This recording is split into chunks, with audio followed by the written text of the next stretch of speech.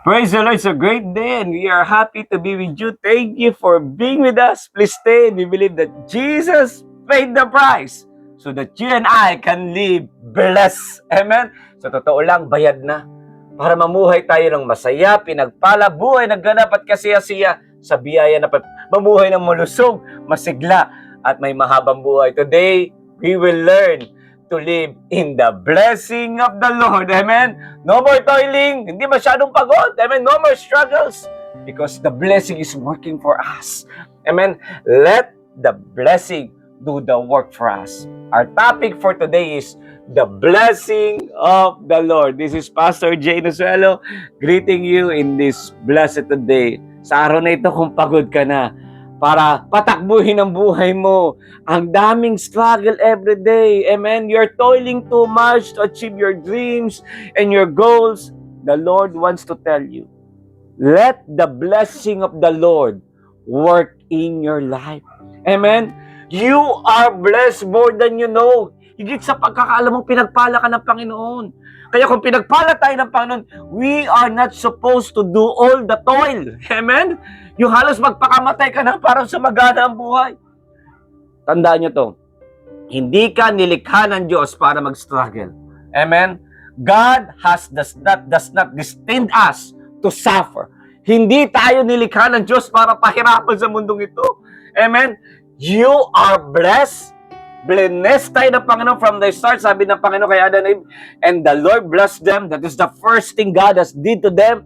At ang trabaho natin ngayon is to learn how the blessing of God will carry us to that place. Amen?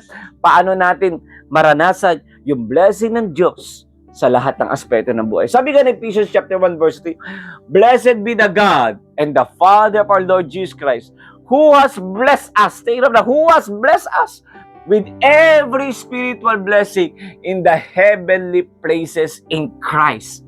Kaya kung kayo na kay Jesus Christ, tandaan mo to, Jesus paid the price for everything we could possibly want or need. But now and forever, lahat yan, binayaran na ni Jesus. Hindi lang yung kaligtasan pumunta sa langit, pati yung buhay na ganap at kasiyasiya, binayaran ni Jesus Christ sa cross. Pero itong problema, maraming Kristiyano hanggang ngayon namumuhay tayo. We are begging God, Lord, bless mo ko. Akala nila hindi sila blessed ng Lord. Pero more than they know, God has already blessed them. Ang problema lang, hindi natin alam how to tap on that blessing. Kaya imbis na, asking God for more, we should strengthen our faith in what He has already done for us. Alam nyo, ang dami sa God has blessed for all spiritual blessing. Binigay na ng Panginoon. Kaya today, we should be meditating on what the Bible says about who we are. Amen? Maalala natin kung ano tayo sa Panginoon. At maunawaan natin yung blessing ng Diyos na ipinatong sa buhay natin para tayo constantly conscious about it. Kaya nga, tandaan nyo to, the blessing of the Lord was created by God to uphold all your covenant right and advance your life. Binigyan tayo ng Diyos ng pagpapala sa lahat ng gayan. Kaya nga, sa oras na ito, kung ikaw ay natutukso, na gawin ng lahat sa sariling lakas, yung tinatawag nating natural system. Trying to do things by yourself. Tandaan nyo, at the end of the day, you will end up frustrated and tired. Kaya madalas maraming Kristiyano pagod eh. Kasi gusto nilang pagpapala sa sarili nilang lakas. No. Ang pagpapala, ang pinagmumula na yan Diyos. Your life will flow. Tandaan nyo to, kung hindi kayo susunod sa paraan ng Panginoon, your life will flow from toiling and working, then working and toiling. Amen? Your life will be like a spinning wheel na paikot-ikot lang mangyari. Pero don't make me wrong. Okay? It's not wrong to work hard. Okay? Iba yon. But we must balance our work at the same time submit to the supernatural provision ng Diyos. Minsan akala kasi natin kaya natin lahat eh. Para yumaman, para sumaya, gawin ko lahat ito. Okay? By yourself, you will fail if you will do that. But if you will work according to the way of God, you will see the supernatural provision of God working in your life. Today, if you are tired of running your life on your own, struggling for everything, and working so hard para marating mo yung dreams mo at goals mo, diniremind tayo ng Panginoon, let the blessing of the Lord take place in your life. What God has blessed, no man can hinder. Remember that. Kaya nga, our theme for today is how to let the blessing of the Lord work for us. Okay, let us read our Bible in Kawikaan, or Proverbs chapter 10, verse 22. Basahin natin yung sa Tagalog, isang verse lang. Ang pagpapala ni Yahweh ay kayamanan na walang kasamang kabilisaan. Take note of that. Hallelujah. The blessing of the Lord make us rich and He adds no sorrow in it. Praise the Lord. Hallelujah. Kaya today, let's pray. Father God in heaven, thank you, Lord, for the grace that you have given us. Guide us by your Holy Spirit that we may learn how to live in the blessing that you have given us. Lord, thank you for blessing us. Holy Spirit, guide us. Buksan mo ang aming mga mata na makita namin ang pagpapala mo. Salamat, Lord. In Jesus' name we pray. Amen. Today we will learn how to let the blessing of the Lord. Nandiyan yung blessing. Paano tayo magtatap? Parang kuryente. Paano ka sasaksak? Amen. Sa blessing ng Panginoon, and let that blessing work for us. And number one, remember this. Let the blessing of the Lord make you rich. Remember that.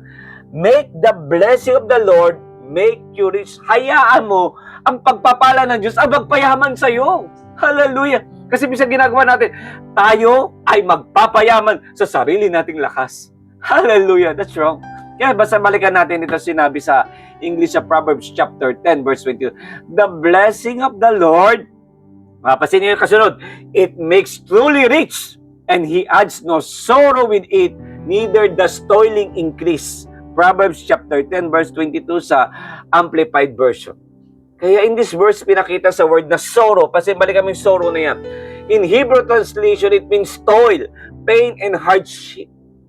Kaya nga, gustong ituro dito ng Panginoon, kung titignan niya, na yung pagpapala ng Diyos, amen, na binibigay sa atin, the riches that the blessing of the Lord offers, does not come with toil or hard labor or hard work. Amen? Na tayo pinagpala ng Diyos, yung pagpapala ng Diyos, hindi yan bunga ng sobrang mong pagpapagod.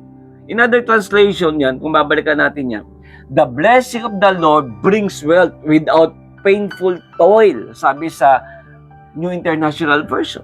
So if you are toiling, yung pagod na pagod ka na, you're not letting the blessing work for you.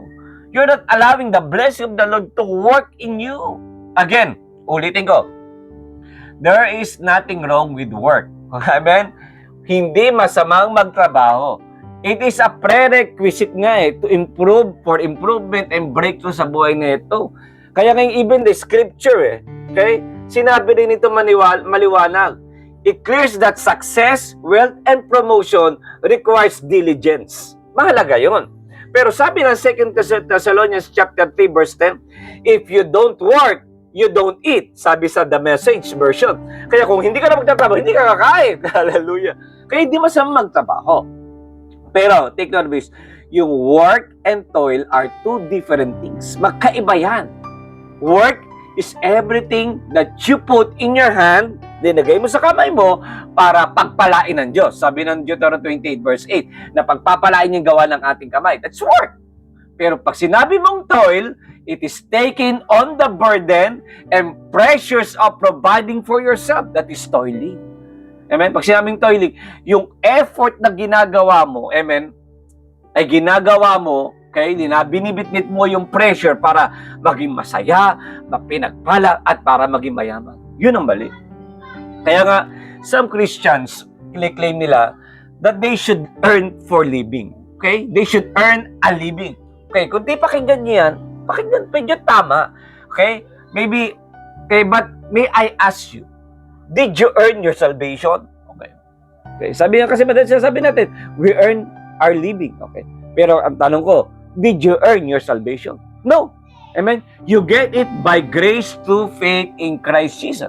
Nakuha natin kaligtasan natin nung naniwala tayo kay Jesus. So we don't earn our salvation. It was been given by grace to us. Okay, another. Did you earn the baptism of the Holy Spirit? Again, no. It was freely given to us. Binaptize tayo na naranasan natin Espiritu Santo. Okay, another. Did you earn healing? Okay? Sa totoo lang, kahit anong inom mo ng gamot, kung hindi tatalab yan, walang kwenta. So, it is the Lord who heals. Bigay pa rin ng Panginoon yan. So, what makes you believe that you must earn your money? Hallelujah! Okay, sino nagbigay sa'yo ng kaisipan? Na kailangan mo magpagod ng sobra para may maman. Gagawin mong araw ang gabi at gabi ang araw. Okay? Yes, we need to work, but not to make our own living. Kaya magtatrabaho tayo para hindi lang, para magkapera. We work because the Lord will prosper, increase the things we put in our hand. Yun yun. Nagtatrabaho tayo kasi alam natin, yung tinabaho natin, i-bless ng Panginoon. Hindi tayo nagtatrabaho para magkaroon ng blessing. Amen? We don't work to gather for ourselves, but we allow the blessing of the Lord to work in us and gather for us.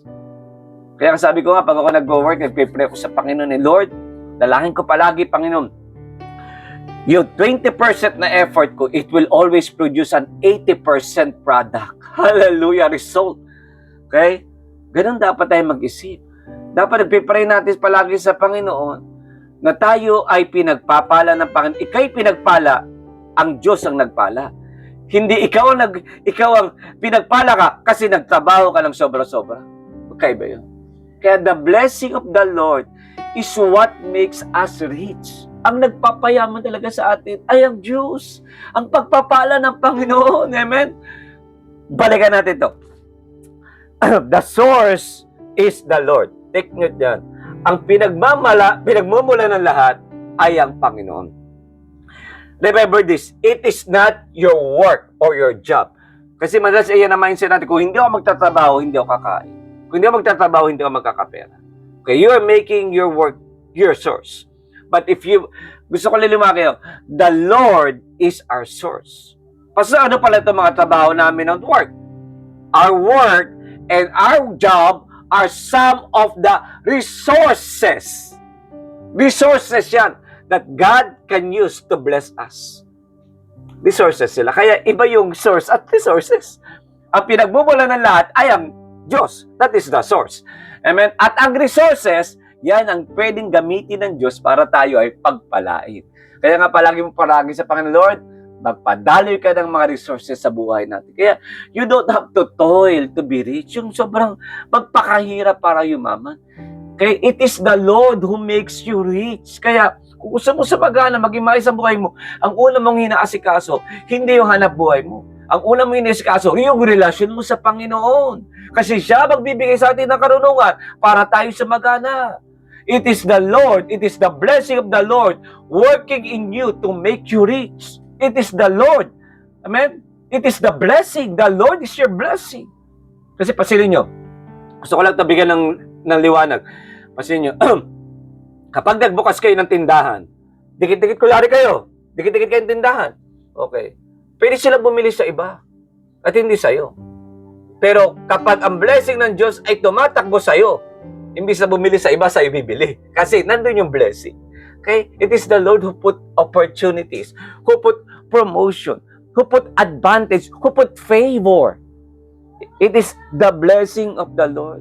Kaya nga, you need to set your mind and heart on the fact that your salary is not your income. Hallelujah. Di ba naging yan, ha? God is the source of your income. Kasi madalas sinasabi natin, sahod natin, yan yung ating pinagkakita. God is the source of your income. And your income will far exceed your salary. Amen? Yes, God called us to work. Okay, gusto ko linawin yan, ha? Para hindi kayo maging tamad. Okay? Kaya hindi tayo tinawag ng Diyos na maging tamad. Tinawag tayo ng Diyos to work. It might be in the ministry, katulad kami, nasa ministry kami. Pwede rin in secular world, magtrabaho kayo dyan for employment or magtayo ng sariling negosyo. But we are not called to struggle or toil. Okay? Ulitin ko yun, tinawag tayo, yes, magtrabaho tayo. Because since then, man is working. Pero hindi tayo tinawag ng Diyos na mag-struggle habang nagtatrabaho. Napasan mo ang daigdig para mabuhay ang pamilya mo.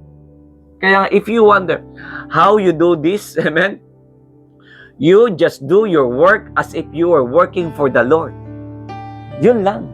Colossians 3:23, gawin mo isang bagay para sa Panginoon. Set your mind that the fact that God is your source and not your salary or your business. Then, you start to relax and stop stressing yourself, amen, about money. Hayaan mo ang Panginoon mag-stress dyan. Gawin mo yung pinaka-the best mo lang. Amen. And the Lord, ayusin mo yung relasyon mo sa Diyos. And the Lord will give you wisdom. Sabi ko nga minsan kapag ang Diyos, ang blessing ng Lord ay dumaloy, kahit magtinda ka ng tornilyo, pwede kang payamanin ng Panginoon. Hallelujah! Because the blessing is working in us. Amen? Yung mga nanonood ko nga sa social media, nagtinda ng sabon, yumaman, naging bilyonaryo. Because the blessing is working. You turn your financial concern over to the Lord. Yung mga problema, Lord, ikaw na bahala. Kasi ninyo, Jesus went above and beyond, even death on the cross, para i-secure the blessing ng Diyos na yan. Para ikaw at ako mamuhay ng masaya, pinagpala, wealthy, blessed. Okay? At maging blessing para sa iba.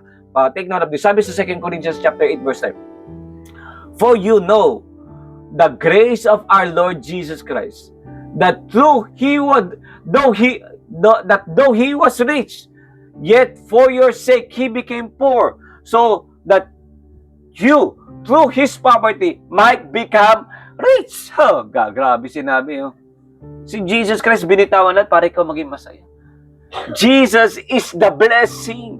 And He wants you to become wealthy not only for your own enjoyment, but also so you can spread the good news of Jesus Christ. And we need to remind you about that. Ng pagpapala ng Panginoon, kaya ka i-bless ng Diyos, pinapayaman ng Panginoon, hindi para sa sarili mo, yes, that you may enjoy it, but more of it ay para maging pagpapala ka sa iba at ang mensahe ng kaligtasan ay marinig sa buong mundo. That's the main reason of the blessing. Kasi at the end of the day, pag namatay ka, wala ka naman dadalhin sa langit. Iiwan mo lahat yan. Amen. Sabi ko, kada matay kang bilyonaryo, pag nilibing ka, hindi ka na bilyonaryo. Remember, when you prosper, you can bring the blessing, our Lord Jesus Christ, to the dark places of the world. At ang pinaka-worst nightmare ni Satanas, amen, ay kapag ang believer ay yumaman at kapag ito kanya kayamanan ay magamit niya to support the missionary works. Amen. Bayaran niya yung mga bahay, mga sasakyan, amen? Fund the ministry para yung ministry ng Panginoong salita ng Diyos ay kumalat sa iba't ibang dako ng mundo at maraming maligtas. That's it. Kaya nga, pag pinagyayaman ka ng Panginoon, it's not only for yourself. May purpose ang Panginoon. Kaya nga, if you want to live above sorrow, amen? Yung blessing na walang kalungkutan, let the blessing of the Lord work in you and make you rich. Hayaan mong Diyos ang magpasagana sa iyo. Kaya nga, that's number 1. Let the blessing of the Lord make you rich. Number 2, let the blessing of the Lord promote you. Hallelujah! Ang blessing din ng Diyos ang siyang nagpropromote. Sabi diyan, the blessing of the Lord makes a person rich, and he adds no sorrow with it. Sabi ng Proverbs 10:22. Kaya para sila niyo, yung verse na yun, yung word na rich, okay, does not only mean na magkaroon ng maraming pera, amen, okay, or nothing missing, but it also translates sa original language yan is to enrich. Okay, the blessing of the Lord that make us rich is yung rich yan to also enrich. In other words, even if you are not qualified in the natural sense, the blessing of the Lord will raise you up and promote you. That's the blessing of the Lord working in us. Hallelujah! Producing promotions in our lives. Kaya nga, God has put the blessing in us so that we do not have to toil, to struggle, and to rely on men to advance us or to promote us in any aspect of our lives. Kasi when we allow the blessing of the Lord to work in us, it will promote us. Even when the world says we are not good enough. Grabe. Kaya hayaan yung Diyos mag-promote sa atin. It will advance us even we experience setbacks and after setbacks and setbacks. Even we are surrounded by the adversary. Okay? Who wants to prevent us from reaching our goal. Tandaan nyo, pag nandiyan ang blessing ng Lord, we will rise above all them. Grabe. Kaya nga, today, God is reminding us, and even me, na anak, hindi masama magtrabaho, hindi masama magnegosyo, hindi masama lahat yan. Pero do not carry the burden of making your life beautiful. Ayusin mo yung relasyon mo sa akin. Dwell in my words, dwell in my presence, and I will give you wisdom to make your life beautiful. That is the blessing working in you. Amen? Kaya nga bibigyan tayo ng Lord ng karunungan.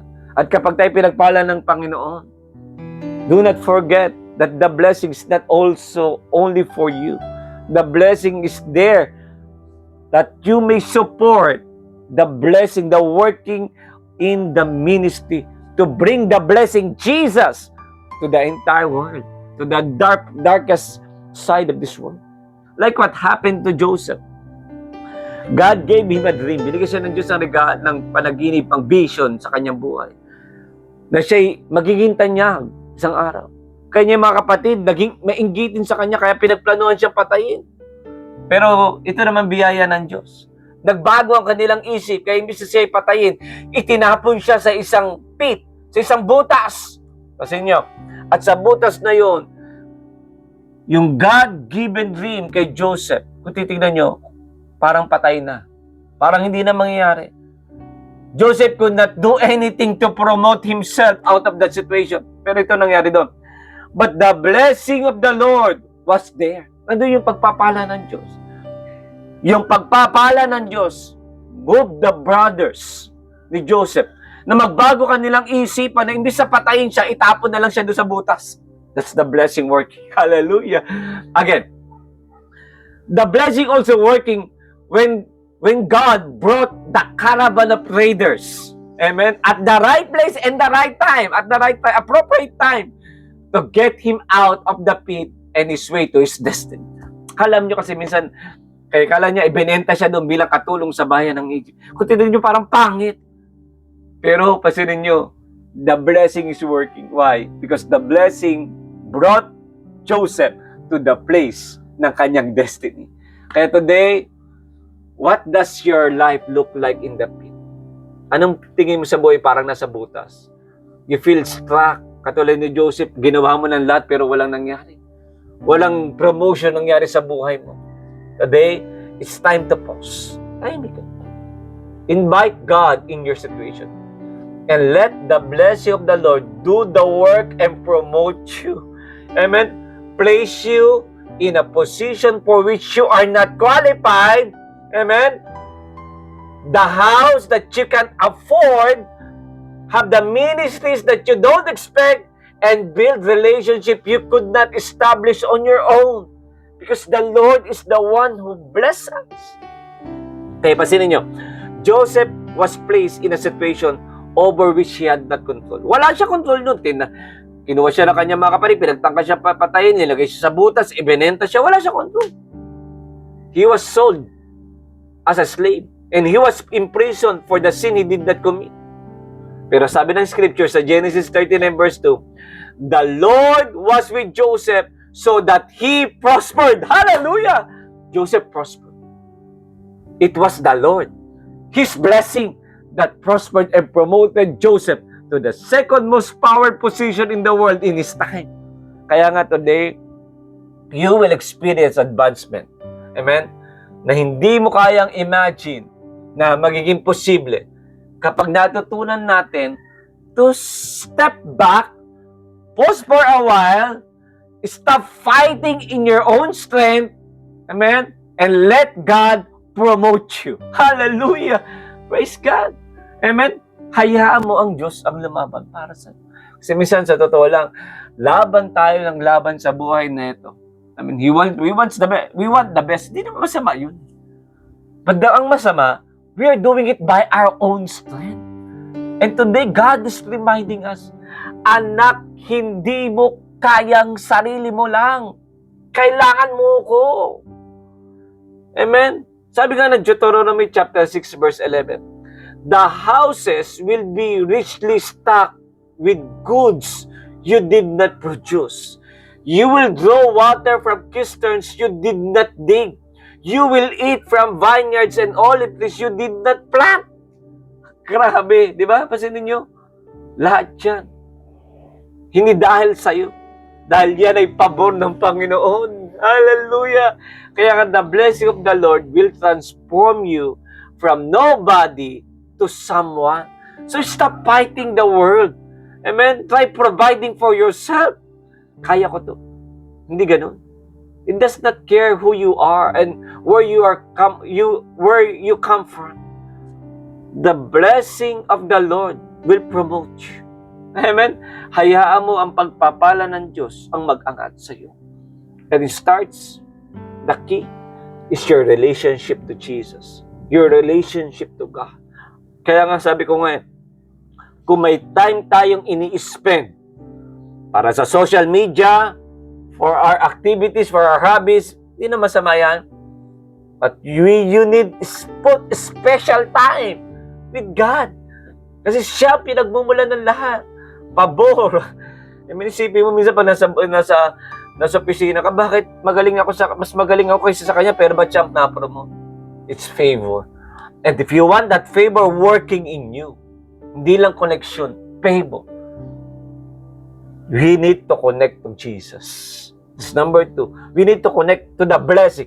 And the blessing is Jesus. That's number 2. Okay, that's number 1. The blessing of the Lord make us rich. Second 2, the blessing of the Lord promotes us. And number 3, let the blessing of the Lord protects us. Protect you. Let the blessing of the Lord protect you. Sabi nga dyan sa isang translation sa Proverbs 10:22. The blessing of the Lord makes one rich and He adds no sorrow with it. Proverbs 10:22 sa New King James Version. Okay, we need to learn this important lesson. That when you walk in the blessing of the Lord, you will be persecuted. They will always persecute. Sabi nga nila, yung punong mabunga, binabato. Kasi may bunga eh. You may not like it. But the truth is that ang katotohanan is that not everyone will be happy with the good things that are happening to you.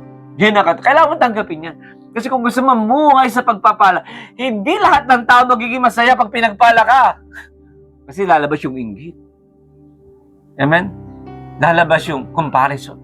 Some will be upset. Others will be jealous. And people may turn against you. Katulad ng kapatid ni Joseph. Nagalit sila, ba't nila pinagtangkad si Joseph? Itapon, ipatayin?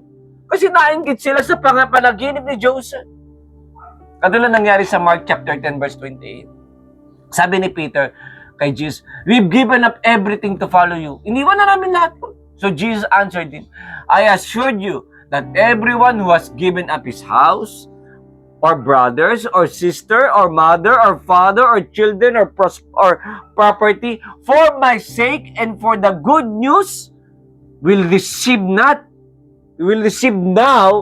in return 100 times as many houses, brothers, sister, mothers, and children, and property, along with persecution. Take note of that. And in the world to come, that person will have eternal life. Mark chapter 10, verse 29 to 30.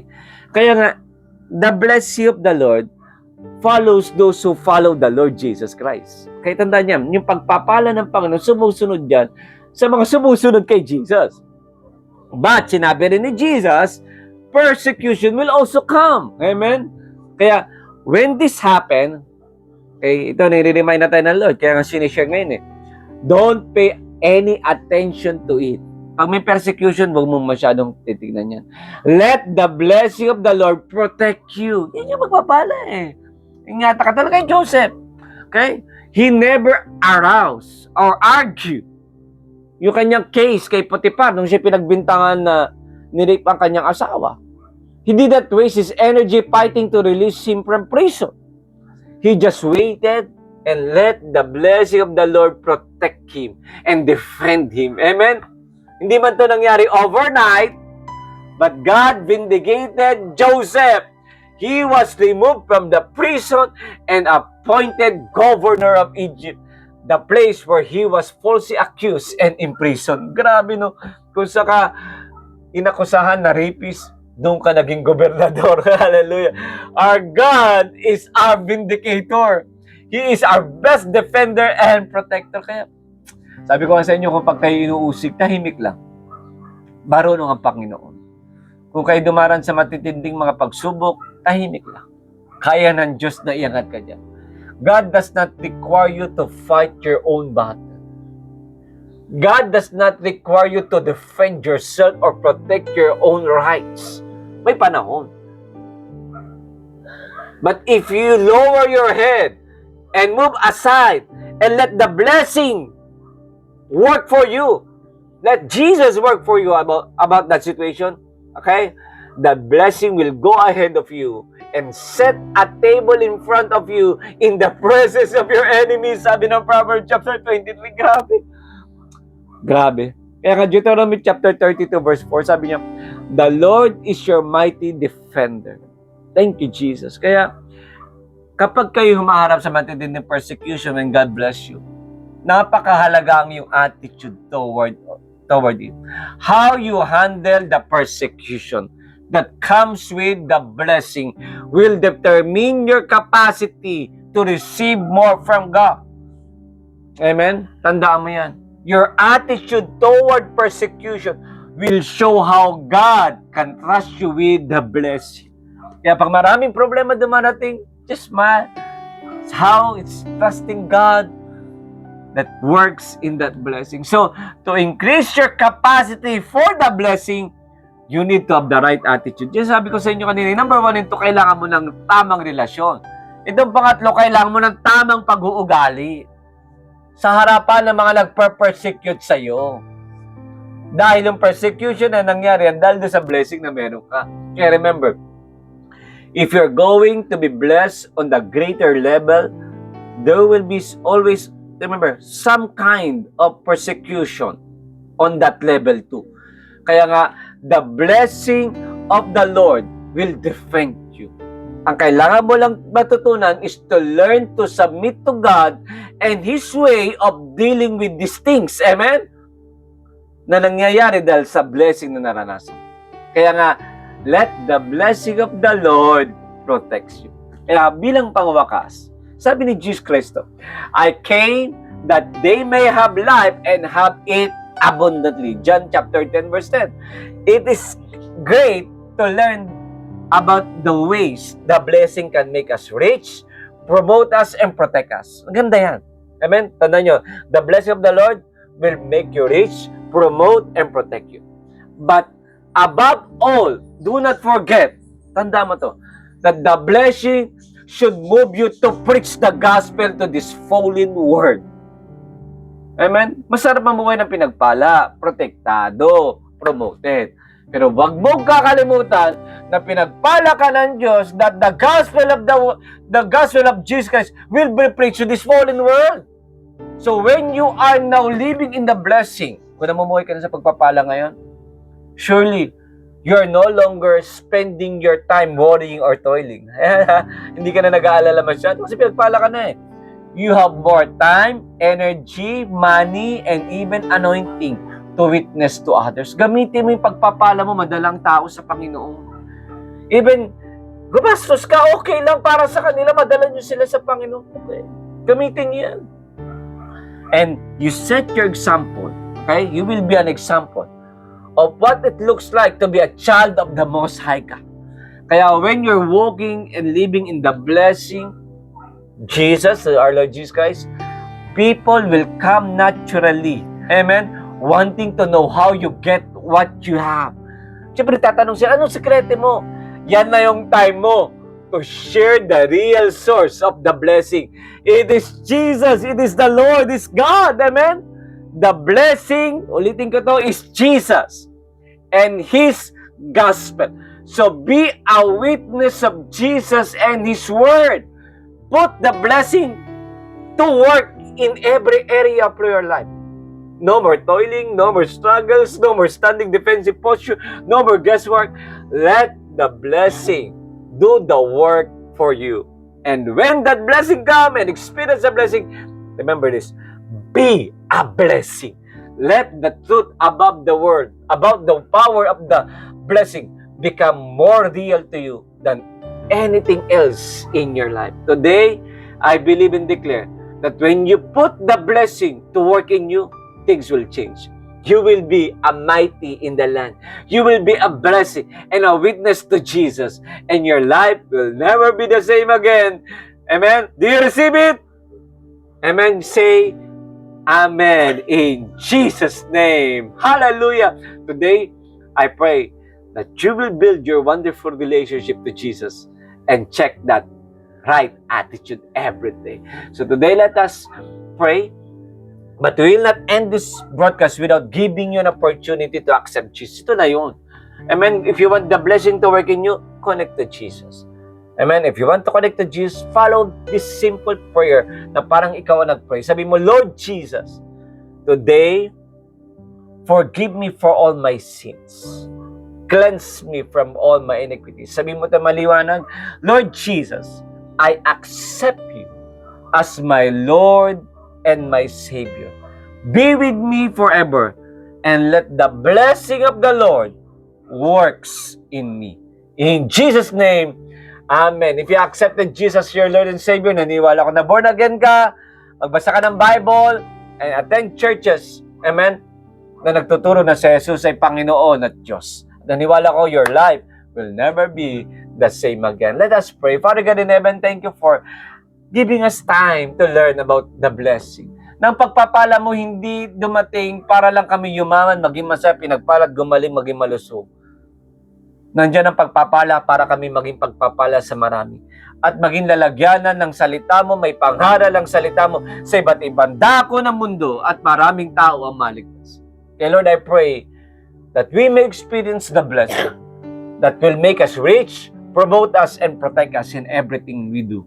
Kaya Lord, Holy Spirit, make the blessing of the Lord a reality in our life. Thank you, Lord. We love you. And all these things be for your glory alone. In Jesus' name we pray. Amen. Thank you for being with us today. And masaya kami to share this wonderful message to you. Amen. And I hope we pray, amen, that you are blessed. At kung pinagpala ka, maging pagpapala ka rin sa marami. Thank you, Jesus. Now, okay, before we end, amen, if you have not yet subscribed in our channel, Sigaw ng Tagumpay, ito na yung pagkakataon. Subscribe in our channel, Sigaw ng Tagumpay, and click the notification bell para palagi kayo updated sa mga videos natin para sa Panginoon. And pangalawa, amen, if you're watching right now on Facebook, please follow our page, Sigaw ng Tagumpay, and share our video to your friends. Naniniwala akong maging blessing din ito sa kanila. And again, in behalf of Perfect Church Worldwide Ministry, thank you for being with us. Ating Spiritual Director, Bishop Rosen Asuelo, ating Senior Pastor, Reverend Dr. Alex Asuelo, ito po yung lingkod, Reverend Dr. Jane Asuelo, with my wife Elisa and my daughter Shalab, greeting you in this wonderful day and saying, mahal ka ni Jesus, amen? Jesus loves you and He is Lord, and we also love you so much. God bless you all. Hallelujah. Glory to God.